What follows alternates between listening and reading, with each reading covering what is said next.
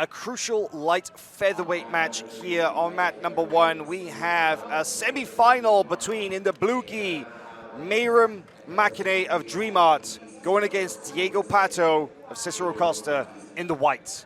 And this is, when I say a crucial match, I'm not kidding, because the winner of this one will go through into the World Championship Finals. Wow, interesting there. It could have been seen as a double guard pull, but it wasn't. It was seen as a pull for Alves. I'm sorry, for Alves. So when Batista sat back to play guard, comes up on top and is awarded 2 instead of an advantage. That's a tough early points deficit to find yourself facing. But I'm interested by the way that once again, much like in his earlier round match, we saw Diego Pato use the lasso and the use of the lapel against Yuta Shimada of Japan. And immediately, the lapel is a factor here in this match. And I think against somebody as dynamic as Meyram, that's probably a smart move. Slow that guy down and work your own pace.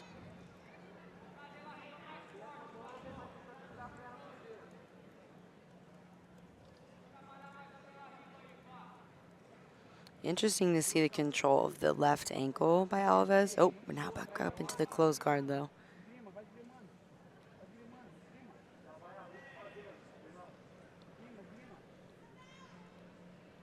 Pato climbing up. Good posture there from Meyram and staying upright. And that's the thing about closed guard, is you really can't allow your opponent to break your posture. That's when bad things begin to happen. Mm-hmm. Yeah, Alves looked really comfortable in that position, though. He didn't, like, kind of rush to do the shake off. He didn't do anything crazy. His posture looked very strong. Hips were underneath him. Now Pato back into a similar lapel guard that we saw from him earlier.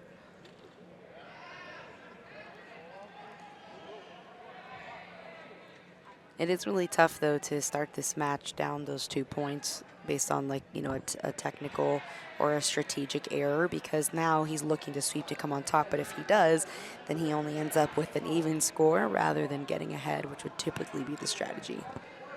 Big jumping knee cut from Alves as well. Look at this. Meyram putting on some pressure here. Meyram got a good grip with his right hand around the upper body, but Pato was able to use the far side leg to prevent the guard pass. And that's unusual, because usually when that near side leg gets passed and gets cleared, it's pretty hard to recover your guard at that point. Yeah, it definitely can be, but especially in these lighter weight classes, the amazing dexterity and flexibility these guys have, bringing their foot over on the top side, rotating their hip, internally rotating the knee. We don't see many full-on guard passes in these weight classes for that reason. It's true. It's very true. Yeah, it's unusual to see somebody pass guard. It's usually that they will end up on the back. Yeah, they'll either pass to the back, let's say, and they'll drop through for crab right, burn bowlers, and go to the back, or it'll be a scramble and they'll end up taking the back in that whole maneuver. But could see a knee bar entry here from Pato if he decided to invert and go underneath. But difficult to do that with the good pant leg control from Alves here with the right hand. And controlling the far sleeve, which is very, very difficult too. Almost into a back take entry there, but back on his back again is Pato. I mean, Pato was using that lapel extremely comfortably in his earlier match against Yuta Shimada. He was able to sweep the Japanese black belt more than once with that, and even came close to getting into the mount. But there, manages to get his leg free, does Meyram.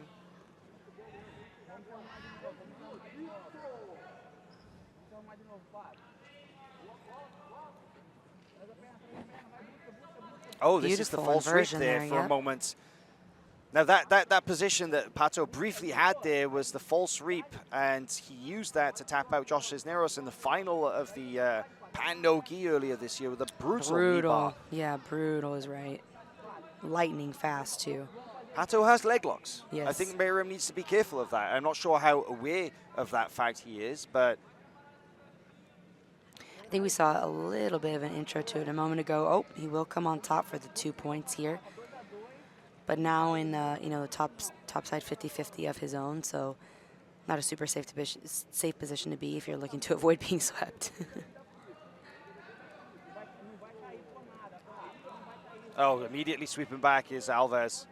Yeah, we often see the dilemma between attacking the back and attacking the sweep from 50-50, which we're going to see the same exact thing from Pato again. And it opens up one or the other based on what they're defending. Also started to combine the leg locks in there, and now we have, you know, kind of a triad of attacks. And when we have 3 things to work from, usually the defense to one opens up the offense to the other. Nice grip break here using the right foot. This is a really good sleeve control from Alves too. With the right hand, it takes away Pato's post on the left-hand side.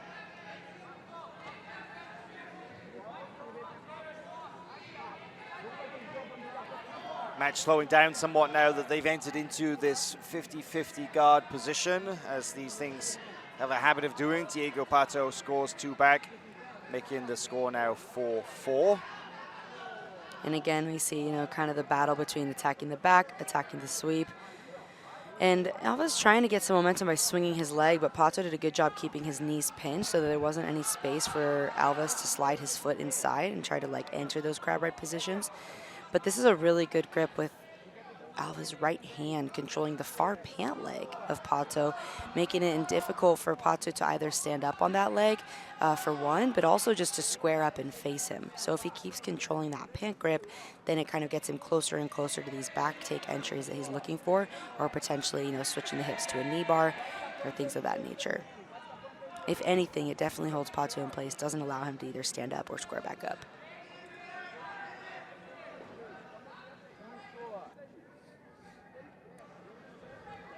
Now I see Pato look a little bit like visibly frustrated here, kind of trying to extend that left leg, really wanting to break the grip of his right pant leg that Alves has, so that again he can either start to break out of the 50-50 or he can start to face him. He would need to step his right leg forward to kind of turn and square towards Alves at this moment.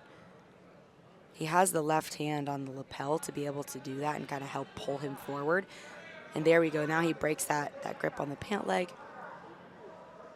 A little more mobility. And a tied score with 2:50 left to go.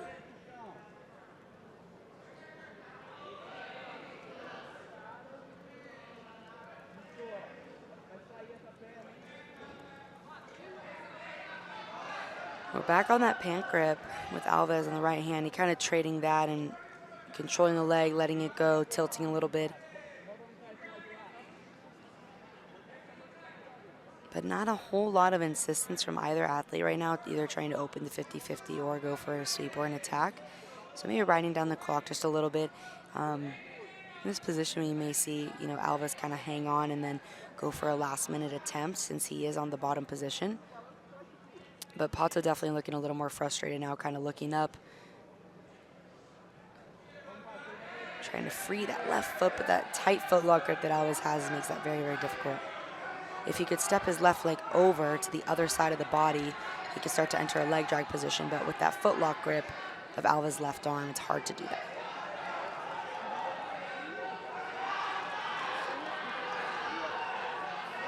Now we see a little more extension from Alves here, almost coming up for a sweep. And keep in mind, there are no advantages from the 50-50 position for sweeping. So even if he did tilt him down to his butt and Pato came back up, it wouldn't affect the score at all. So with 1:30 left in that case, then Alves is going to need a full sweep to come up. He's going to need a bit of a better attempt to come up on the top position.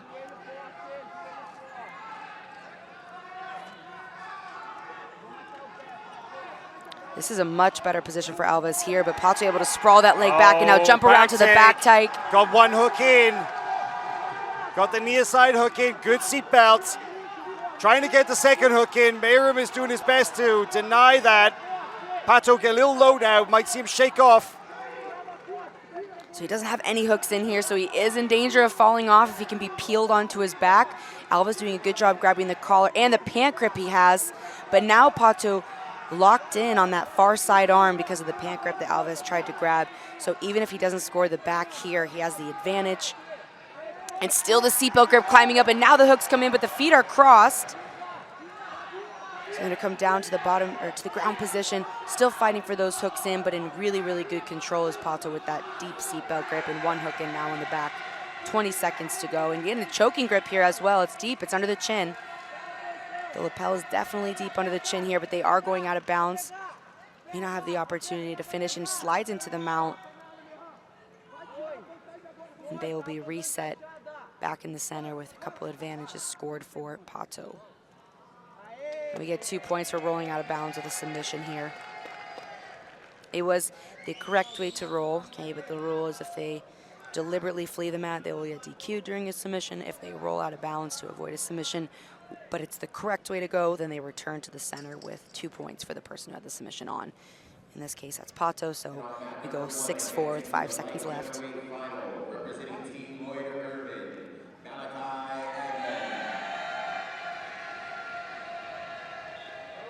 And that will be it. So Pato will move forward into the finals. Our first finalist here of the day on mat 3. He is going to face... He's going to face Malachi Edmond of Team Lloyd Irvin. This is incredible. We've got 2 brand new finalists in this light featherweight division, a guaranteed new champion. Team Lloyd Irvin put somebody into the finals here. Guaranteed silver medal, possible gold. And Diego Pato, the other half of that final. Yeah, definitely a big turning of the tide at the end of that match when he started climbing to the back. That was the most significant moment for sure. Number 1, the featherweight semifinal, representing Fight Sports, Yeah, look at this. The pace that Meyram sets when he gets going is so high, so it kind of makes sense that it makes sense to me that Pato did a good job in slowing him down, but the back take, the standing back take was really something impressive. And now into the World Championship final. There's the back take. I really thought that Meyram was going to be able to throw him off, but he managed to keep such a tight grip with that seatbelt. Very impressive.